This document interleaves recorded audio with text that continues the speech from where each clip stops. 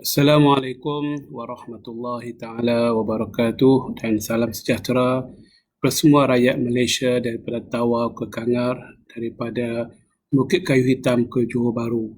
Bertemu kita untuk kali pertama dalam sesi melayari keuangan Islam semasa di era dan di fasa Perintah Kawalan Pergerakan. Mudah-mudahan dengan program sebegini dapat menjadikan kehidupan kita lebih ceria, lebih lestari. Berdasarkan cadangan dan juga recommendation daripada WHO, kita mesti memastikan minda kita sihat dan juga fizikal kita sihat. The healthy physical dan juga health mindset dari segi minda kita.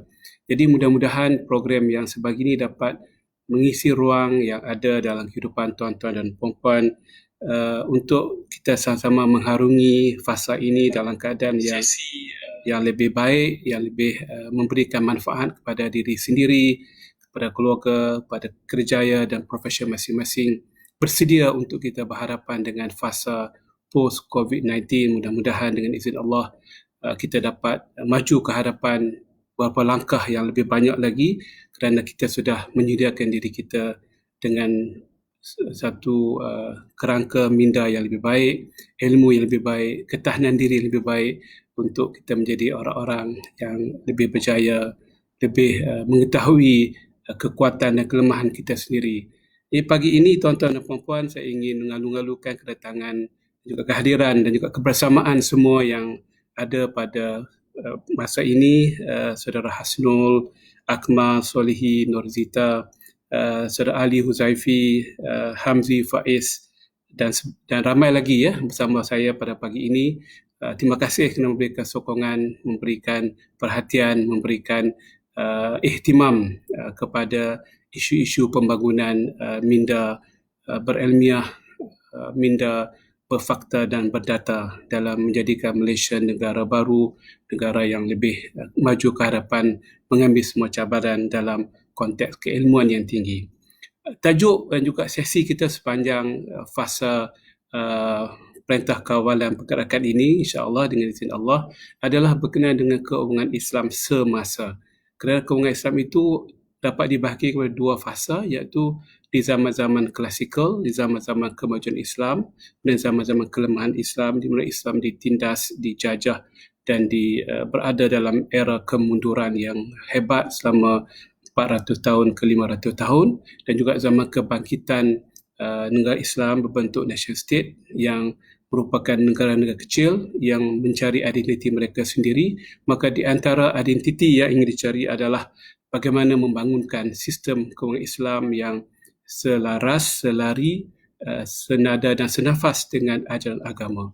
Jadi dalam konteks itu, kalau kita melihat sejarahnya, bila mana kerajaan pemerintahan British di Mesir ingin membuat terusan Swiss untuk pertama kalinya untuk memendekkan perjalanan perniagaan daripada Eropah ke timur, maka terusan Swiss pada awal kurun ke-20-an, awal 19-puluhan, mereka sampai 20-an dengan exactly, mereka memerlukan keuangan yang besar untuk membina terusan Swiss tersebut. Maka ditubuhkan untuk pertama kali bank yang konvensional di negara Islam, iaitu Barclays Bank di Cairo atau di Kahirah pada masa tersebut. Maka berlaku satu macam tunjuk perasaan, protes masyarakat Islam pada masa itu, memberikan satu protes kepada keinginan kerajaan British mendirikan bank konvensional di bumi Mesir pada masa tersebut.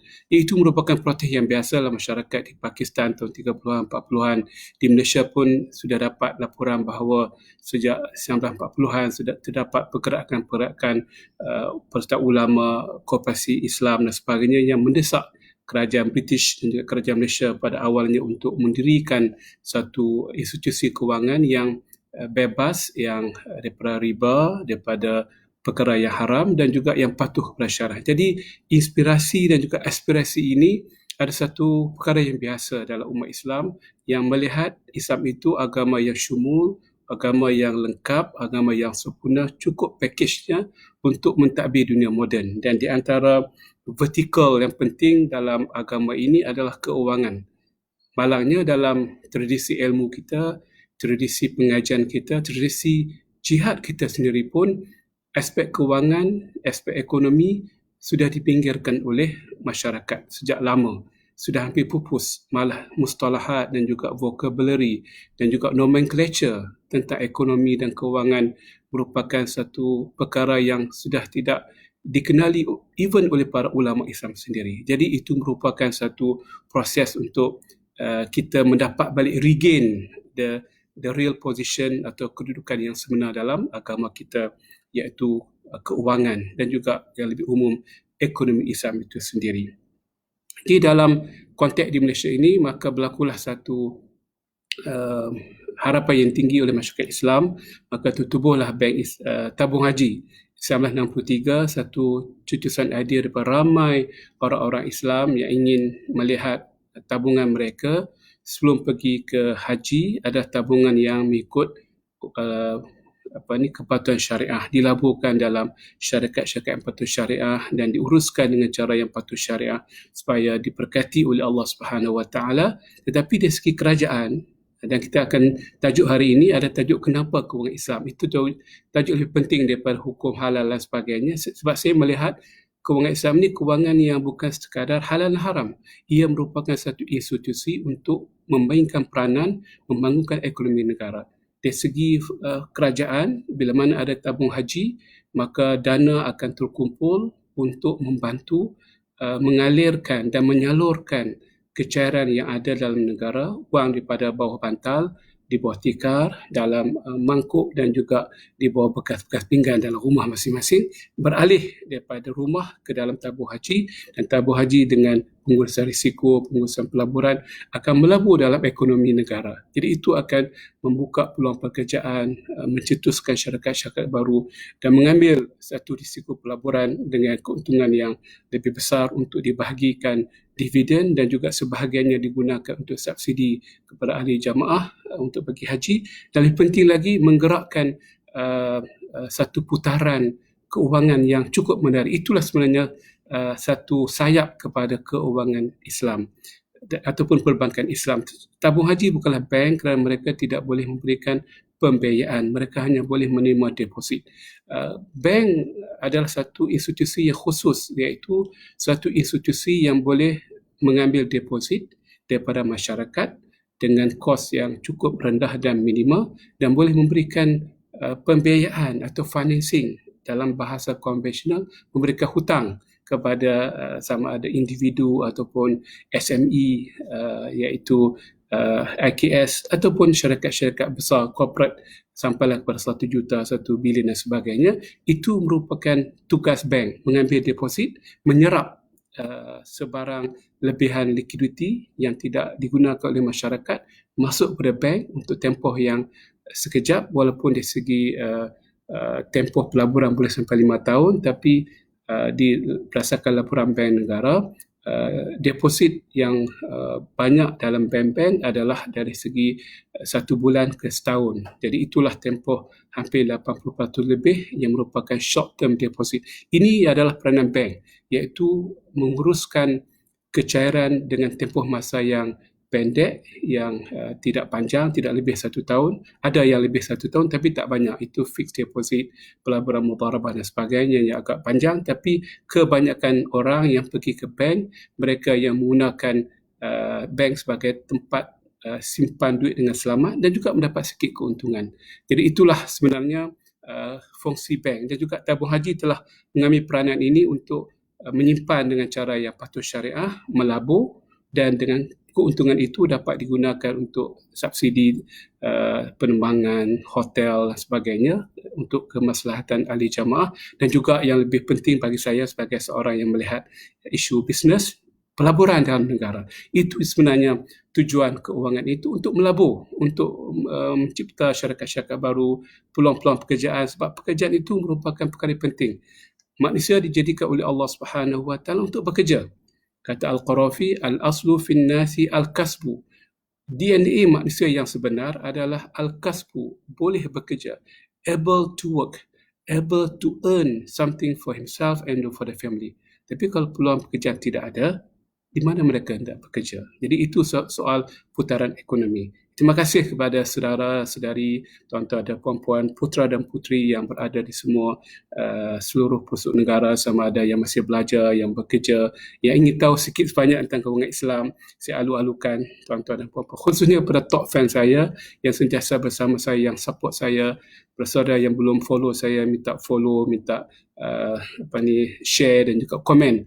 Sebab ini merupakan sesi ilmu yang bersantai tetapi akan memberikan cutusan idea yang baru menjadi satu cutusan minda membina tamadun dan juga kejayaan dan kemakmuran negara kita. Terima kasih kepada Azhari, Ahmad Fahmi, Muhammad Hisham, Aiman Ngah dan ramai lagi, Jaafar, rakan saya di Singapura ini, Haji Razli, Kamal dan sebagainya. Jadi teruskan bersama saya, kita akan masuk bab kedua iaitu kenapa perlu kepada kewangan Islam.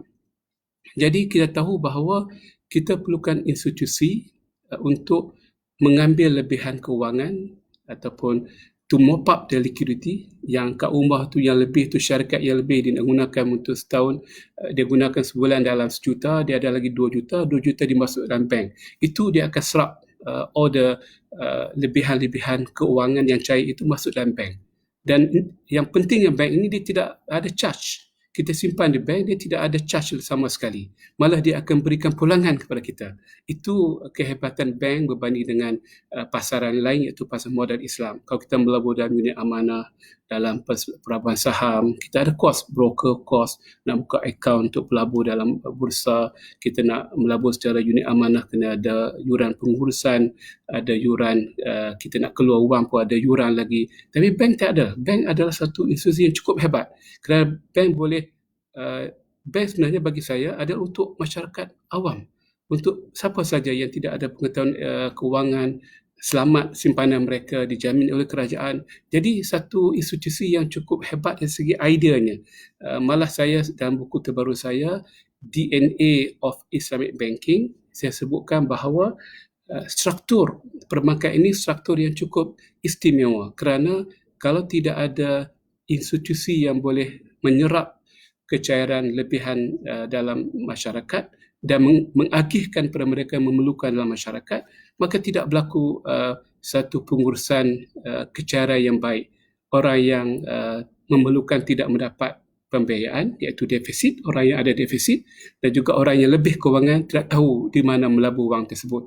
Mereka boleh melabur di pasaran bursa, saham, tapi perlukan ilmu, perlukan kena bayar yuran lagi dan sebagainya. Tapi bank adalah untuk semua orang. Orang yang biasa-biasa, orang kampung, orang yang tidak ada ilmu pengetahuan, orang yang nak simpan RM10 pun boleh. Tidak ada charge. Jadi itulah kehebatan bank yang kita kena alu-alukan. Dan saya tidak bersetuju. Dalam sesi ini saya banyak akan menyatakan pandangan peribadi untuk menjelaskan kesalahfahaman dalam masyarakat. Orang mengatakan institusi bank itu dari segi asalnya datang daripada barat.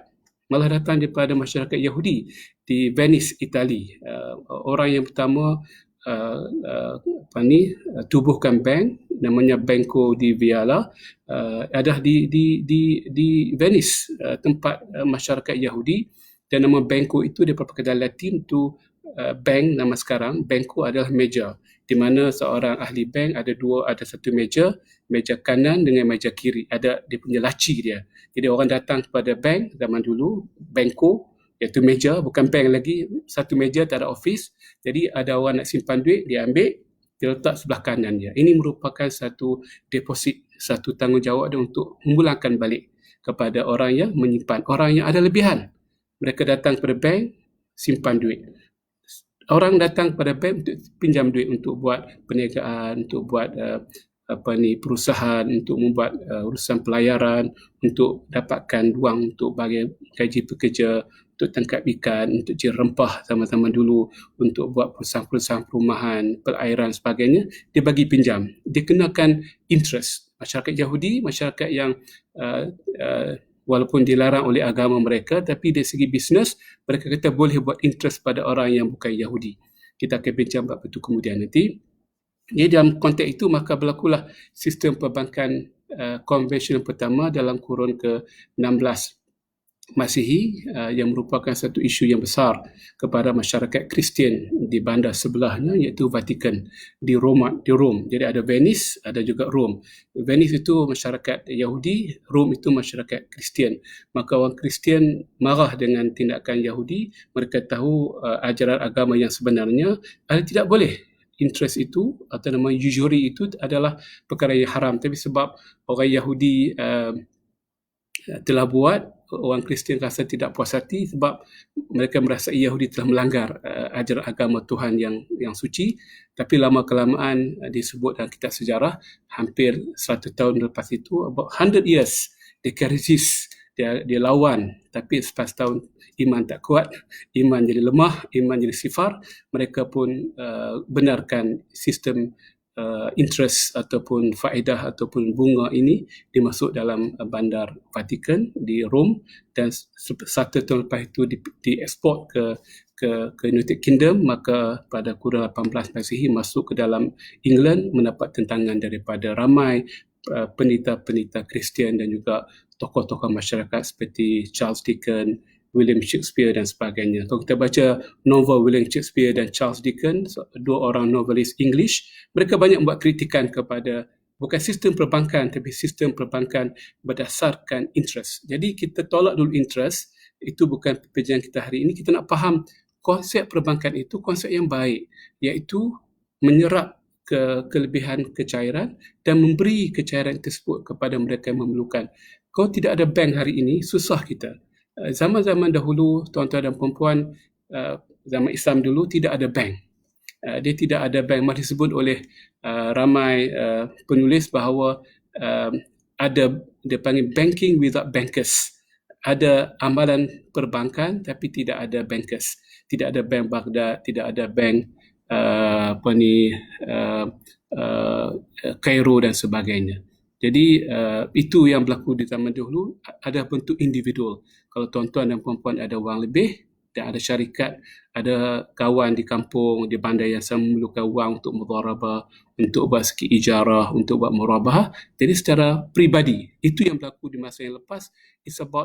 It was about individual arrangement, sama ada pelaburan ataupun sama ada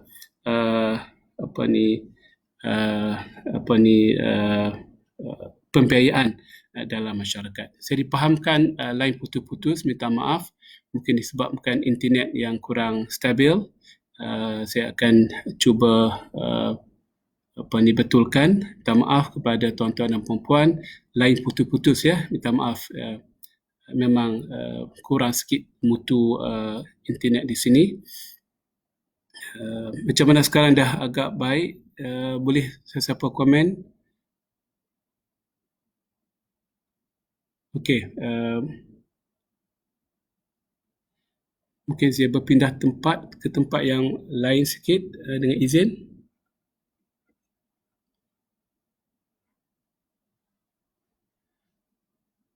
Mungkin kita berhenti dulu sementara dan kita akan sambung sekejap lagi di posisi yang lain. Minta maaf dan kita akan sambung sebentar nanti untuk sambungan yang kedua. Kita akan berhenti dulu.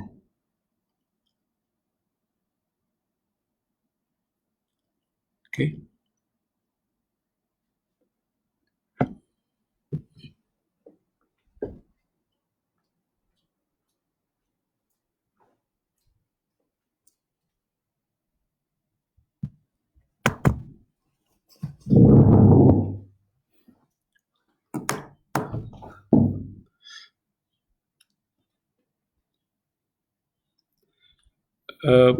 Mungkin line sudah baik sikit pada masa sekarang.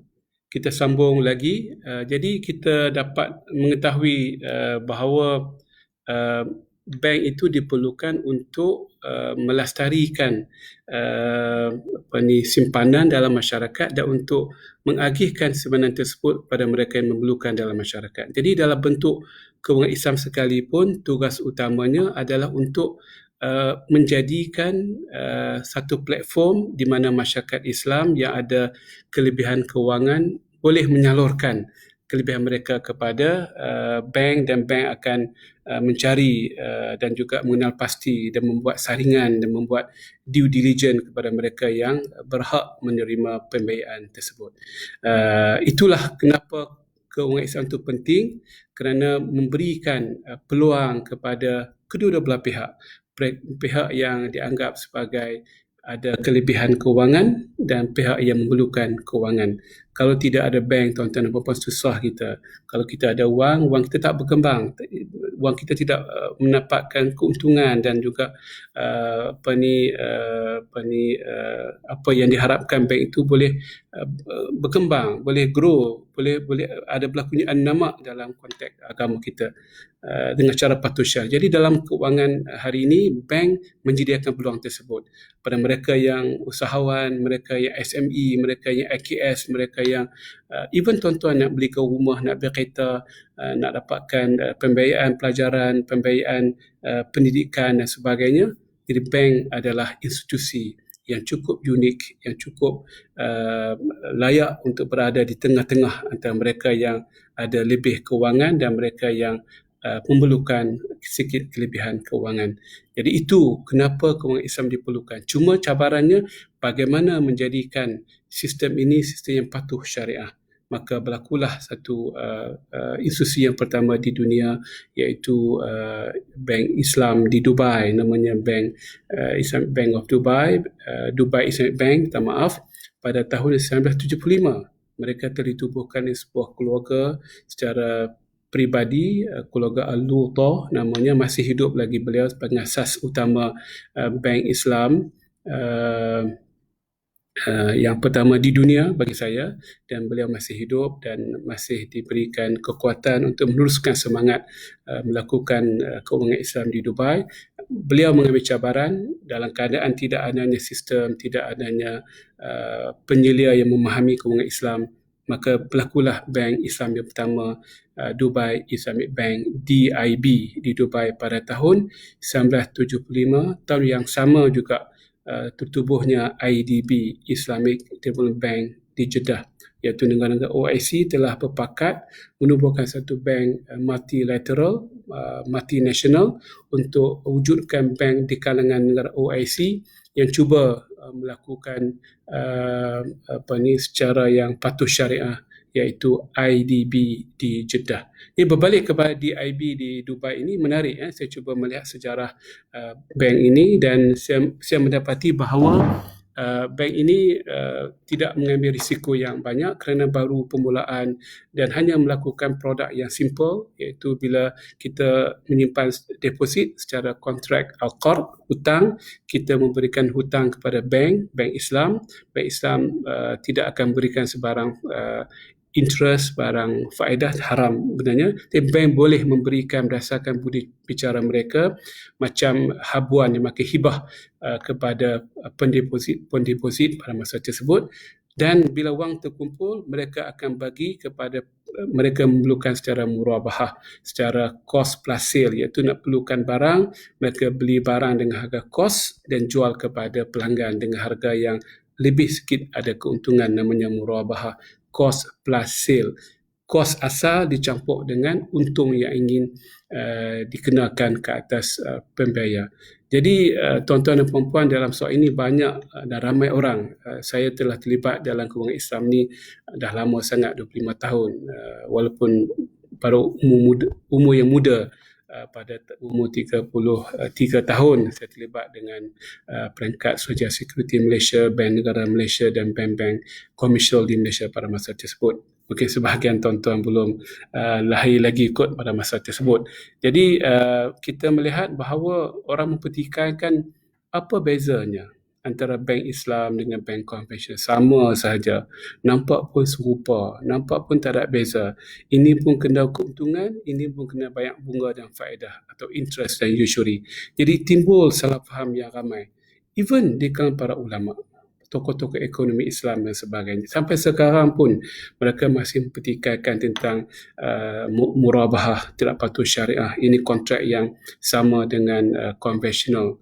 Tidak ada bezanya bank Islam membeli rumah dengan harga RM100,000 dan menjual kepada tuan-tuan dan puan-puan kita semua sebagai pelanggan dengan harga RM180,000 yang dibayar dalam masa 10 tahun, di mana untungnya adalah RM80,000.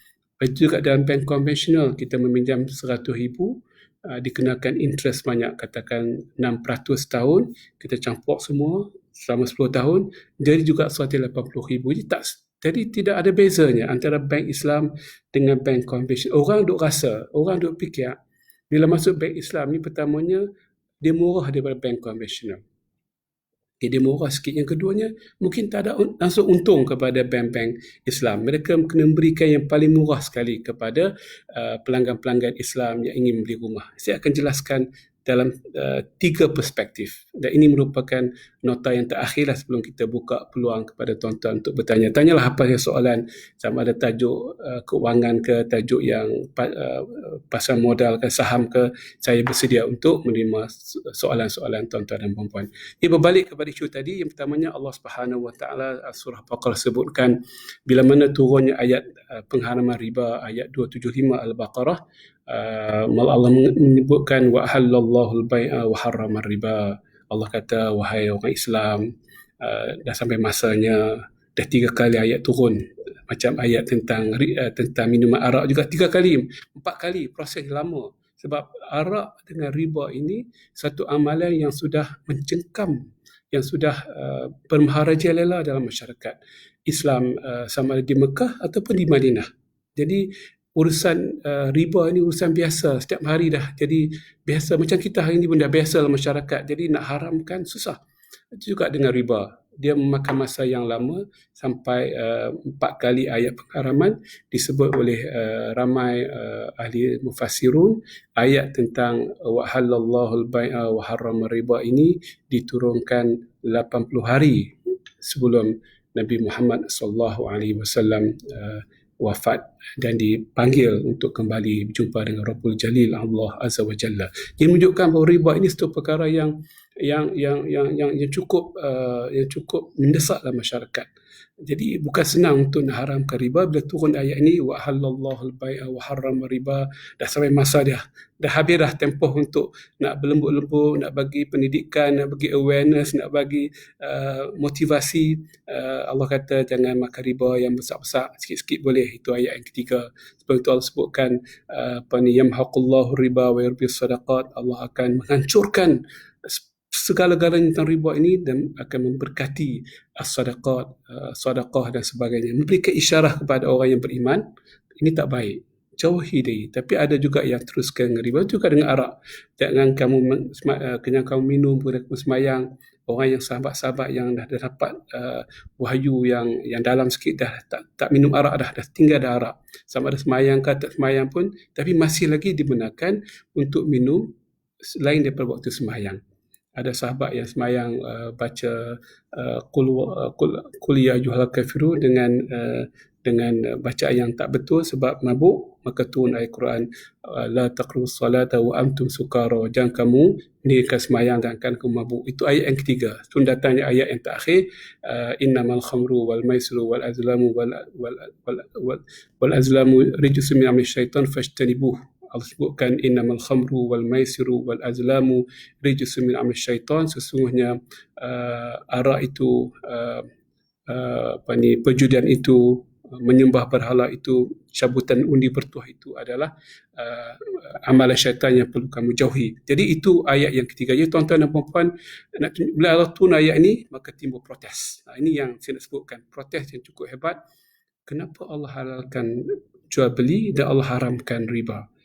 Dan masyarakat pada masa itu dirujuk dalam kitab Al-Qurtubi sebagai masyarakat di Taif, satu masyarakat bangsawan elit yang memberikan pinjaman kepada peniaga-peniaga Mekah dan juga peniaga-peniaga di seluruh rantau tanah Arab termasuk di Madinah. Mereka ada wang yang banyak.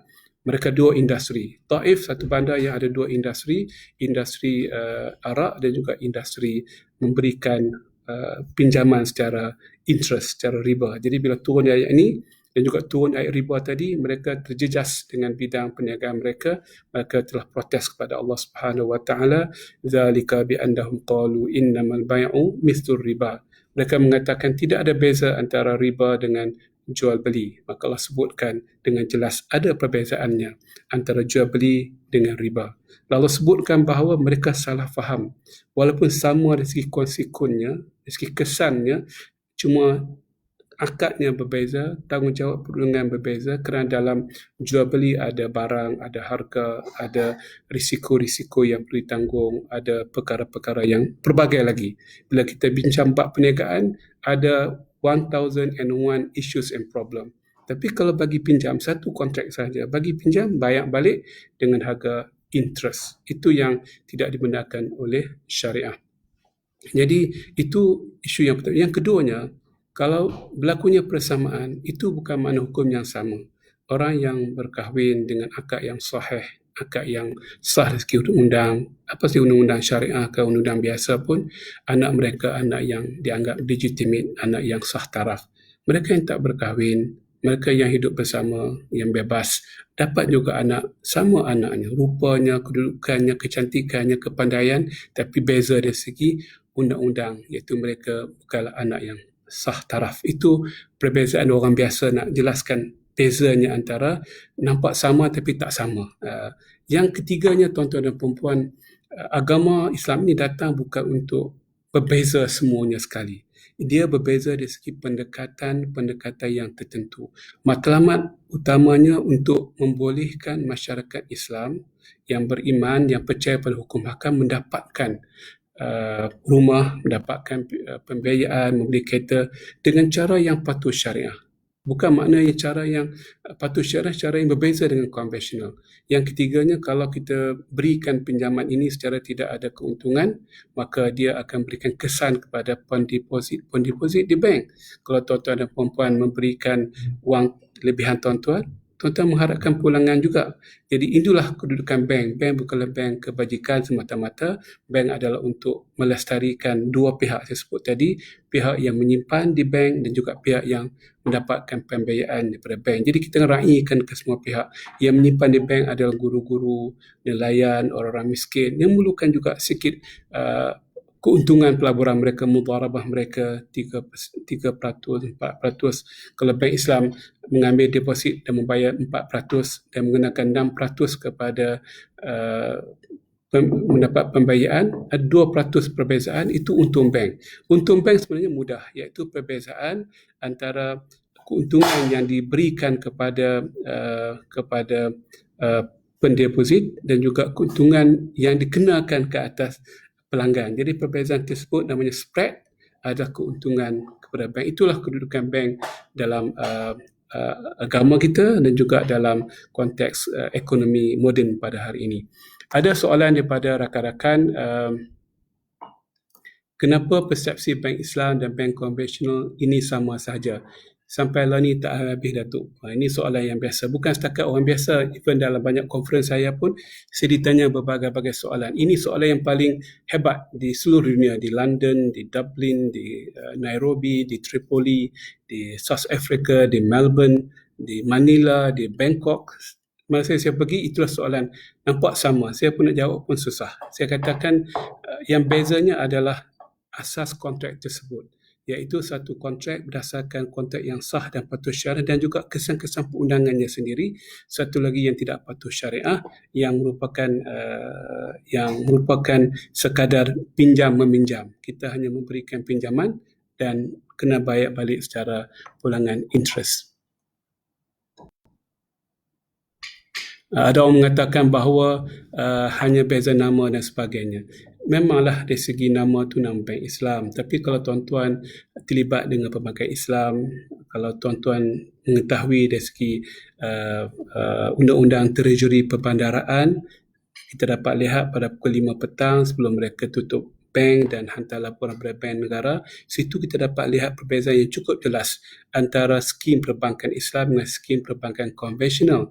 Ramai orang tak tahu benda ini sebab dia dalaman. Situ bank Islam terpaksa melihat apakah tanggungjawab liability dari segi deposit, sebab ada mereka yang meletakkan deposit secara mudharabah, secara tawaruk, dan juga ada juga pembiayaan secara murabahah, ijar sebagainya, dan itu perlu dikaji selidikkan dengan jelas risikonya pelbagai-bagai, risiko barang, risiko warehousing, risiko pengangkutan, risiko harga yang bertukar-tukar, risiko mata wang berbeza. Yang ini tidak berlaku dalam konvensional. Konvensional satu sahaja, risiko kredit. Mereka tidak melihat sangat risiko barang itu, sebab dalam pelbagai Islam, bank kena beli barang, kena simpan, kena hantar sebagainya. Jadi kalau kita melihat dari segi behavior, maka akan berlaku perbezaan yang jelas. Tapi orang tak nampak. Orang nampak segi luaran, dia telah meminjam bank konvensional sebanyak RM100,000, bayar RM180,000, dan yang keduanya Islam ini membayar RM180,000 juga. Tapi di zaman-zaman bila berlakunya perubahan cost of fund ataupun dana yang berubah, dana pembiayaan yang berubah, mereka tidak tahu bahawa dalam bank konvensional mereka kena tambah lagi di masa hadapan. Bila dah habis bayar setiap bulan, dah habis 10 tahun, bank beritahu mereka, pakcik dan makcik, sebab ada perubahan BLR sepanjang tempoh 10 tahun, kena tambah lagi. Dalam bank Islam tak perlu tambah. Walaupun harga itu nampaknya mahal sikit ataupun sama dengan bank konvensional, pastinya di akhir nanti tidak akan berlaku pertambahan harga. Itulah kehebatan kewangan Islam yang tetap, yang jelas, dan kita tak dapat merasa ini melainkan kita dah habis bayar. Kita duk bayar setiap bulan, tak nampak perbezaannya. Bila dah habis bayar nanti, bank-bank konvensional mungkin berlaku perubahan. Hari ini baguslah dia turun harga sebab krisis kewangan dan sebagainya. Tapi berlaku juga di masa-masa yang lepas bila kos meningkat sebabkan deposit yang tak cukup, nak tambahkan pelaburan dalam negara, deposit dalam negara, bank negara terpaksa tingkatkan OPR dan juga cost of fund, maka situ akan melibatkan pembiayaan konvensional juga meningkat. Dan itulah peringkat yang kita dapat lihat perbezaan yang ketara antara perbankan Islam dengan konvensional. Dari segi teori ada beza, dari segi praktikal mungkin ada perbezaan, mungkin tidak berlaku perbezaan. Kita melihat dari segi teori, dari segi akadnya, dari segi kontrak yang ditantangani antara kita dengan bank-bank Islam.